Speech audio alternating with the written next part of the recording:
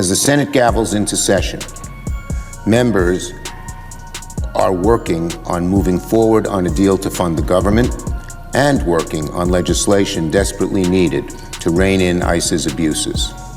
If Republicans are serious about the very reasonable demands Democrats have put forward on ICE, then there is no good reason we can't come together very quickly to produce legislation. Courts are systematically stripping Trump's powers, and sources suggest this quiet removal might be more effective than impeachment.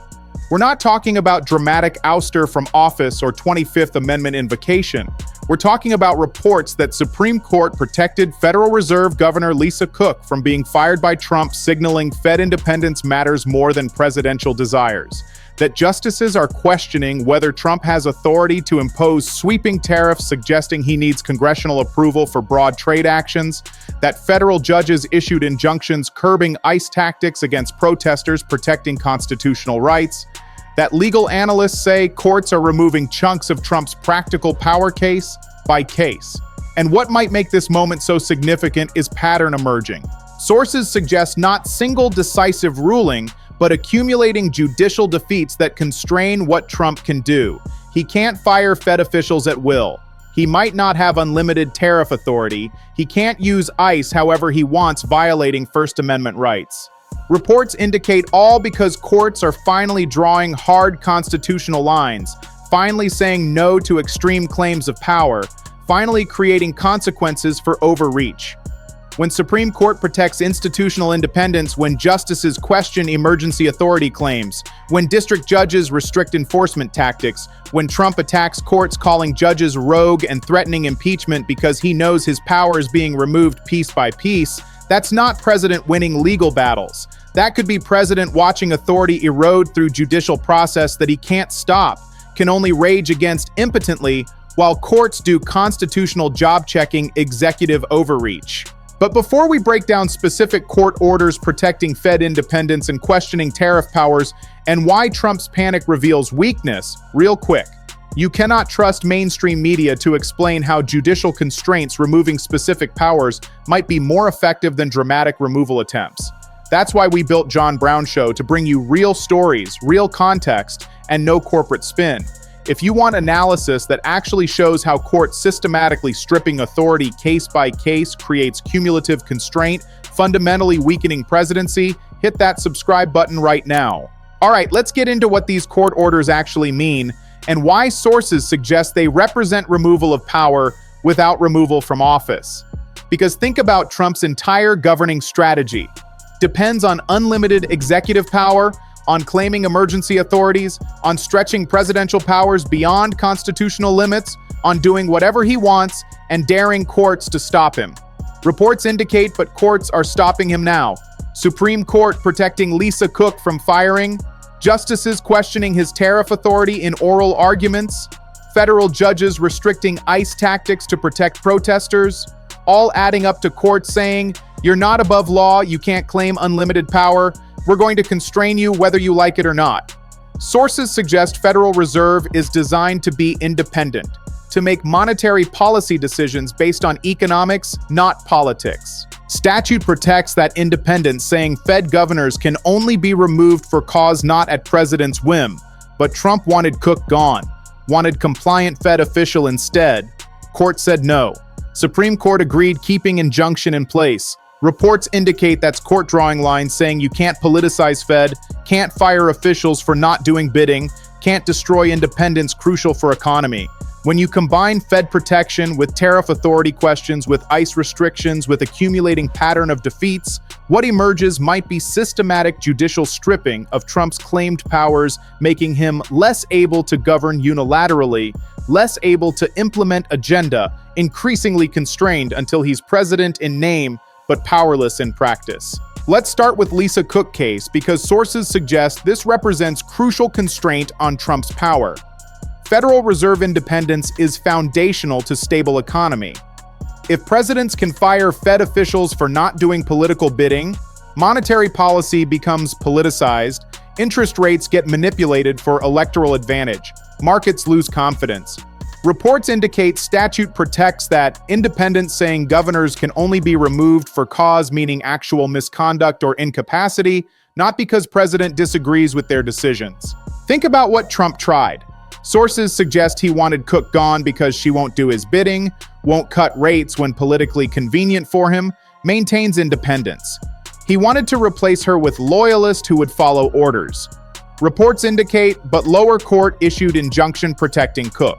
Trump appealed to Supreme Court demanding they let him fire her immediately. Supreme Court said no, kept injunction in place allowing Cook to remain on Fed board while case proceeds. That's significant because court could have stayed injunction, could have let Trump fire Cook pending appeal, but they didn't. They protected her. And there's what legal analysts are saying. Sources suggest this signals how court will rule on merits. They're going to protect Fed independence. Reports indicate they're going to rule Trump can't fire Fed governors just because he disagrees with their decisions. That's court drawing constitutional line, saying some institutions must remain independent from political control, saying Trump's claims of unlimited power over all executive branch officials are wrong, saying statutory protections matter and will be enforced even when Trump demands otherwise. When even conservative Supreme Court won't let Trump destroy institutional independence, that might strip his claimed power to control Fed, to force rate cuts, to politicize monetary policy, creating major constraint on his economic agenda. Think about practical impact. Sources suggest Trump's entire economic approach depends on Fed compliance. He wants rate cuts to boost economy before elections. Reports indicate he wants monetary policy serving his political goals. But if he can't fire Fed officials who resist, if court protects their independence, he loses weapon, loses ability to manipulate economy through Fed pressure. That makes him weaker economically, less able to deliver results he promises, constrained by institution he can't control. When courts protect institutional independence from presidential interference, that's removing power Trump claims, but Constitution doesn't actually grant him. But step back and consider Supreme Court's tariff skepticism, because sources suggest this could strip another major Trump power. Trump's been using emergency trade laws expansively, claiming they give unlimited power to impose tariffs on any country for any reason as long as he claims national security justification. Reports indicate he's used that power, constantly threatening tariffs against allies, against trading partners, against anyone who opposes him, claiming Congress can't stop him, that these are presidential powers exclusive to executive. Think about what happened at oral arguments. Sources suggest justices from both wings grilled Trump's lawyers, asked whether Congress really meant to give presidents such broad, unlimited power over trade. Reports indicate asked whether emergency authorities were meant to be used this way for permanent trade wars. Trump's lawyers struggled, couldn't give satisfying answers because honestly, Congress didn't intend unlimited presidential tariff power, didn't intend president to use emergency laws to launch trade wars permanently. Justices see Trump's overreaching, stretching authorities beyond what Congress intended. And there's what court might rule. Sources suggest if they rule against Trump, force him to get congressional approval for broad tariffs, that's massive constraint.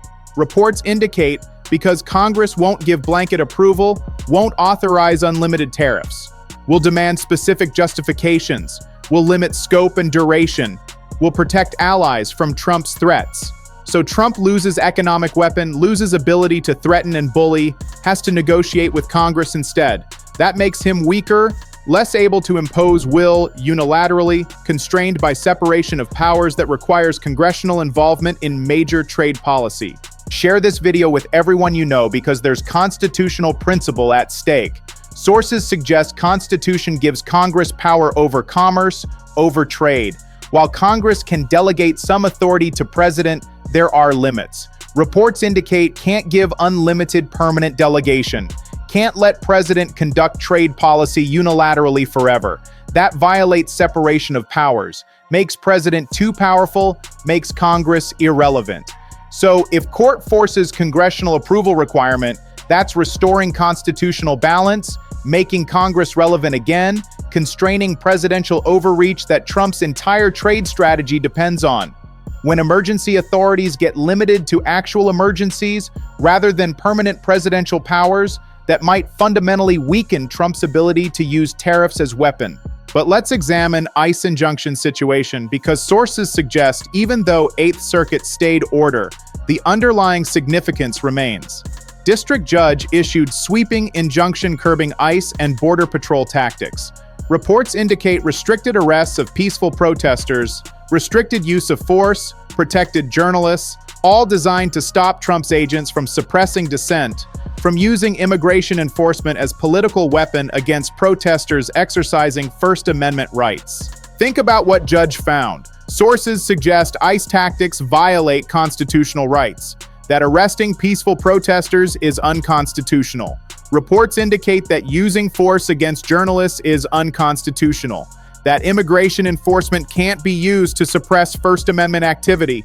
Judge issued detailed restrictions including no arrests without probable cause of actual crime, no force against peaceful demonstrators, no targeting of journalists or observers, all protecting constitutional rights from Trump's agents. Eighth Circuit stayed that order, but on narrow procedural grounds, not on merits.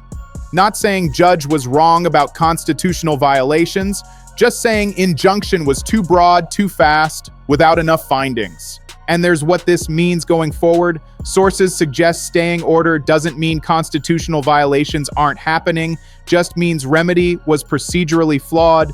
Reports indicate case continues with potential for new, more carefully crafted injunction or contempt findings for past violations or damages for victims, all creating ongoing pressure on ICE, making operations legally risky, making agents think twice before violating rights.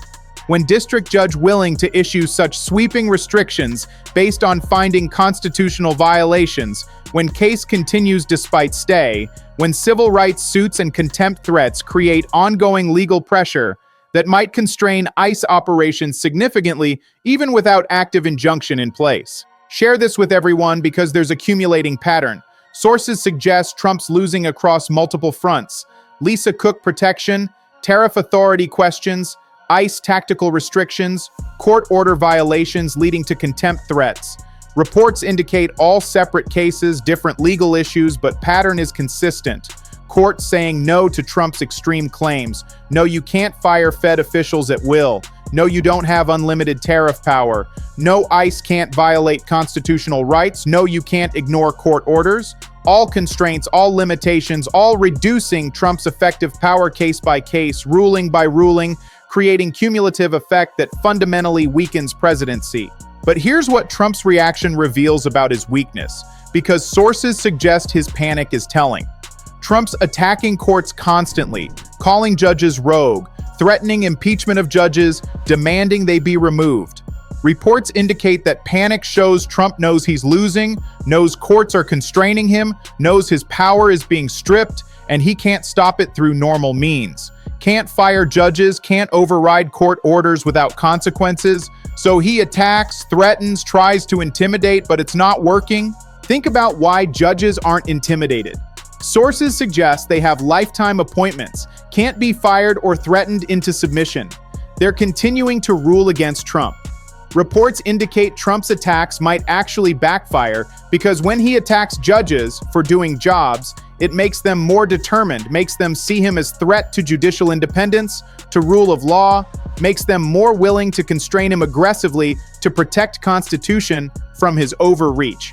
So Trump's attacks might accelerate judicial constraints, might make judges more willing to strip his powers because they see him as dangerous, as threat needing to be checked. Make sure you're subscribed to John Brown Show because there's connection to other removal mechanisms. Sources suggest courts finding Trump repeatedly violates Constitution, repeatedly claims powers he doesn't have, repeatedly ignores limits. Reports indicate that builds case for unfitness, for inability to faithfully execute laws, for pattern of constitutional violations that might justify removal through impeachment or 25th Amendment. Court findings create evidence, create record that Congress or cabinet could use if they decided Trump's pattern of overreach proves unfitness. So judicial constraints aren't just limiting current power, they might be building case for potential removal if other mechanisms activate.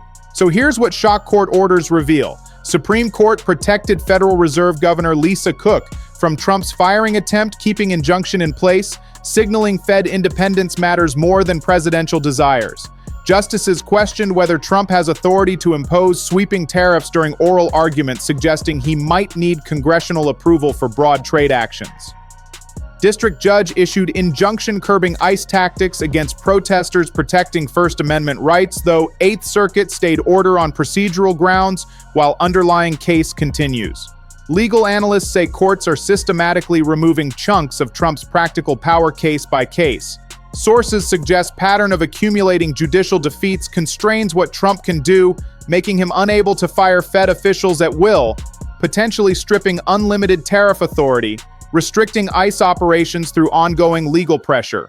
Trump's attacking courts, constantly calling judges rogue and threatening impeachment, revealing panic about losing power he can't stop through normal means.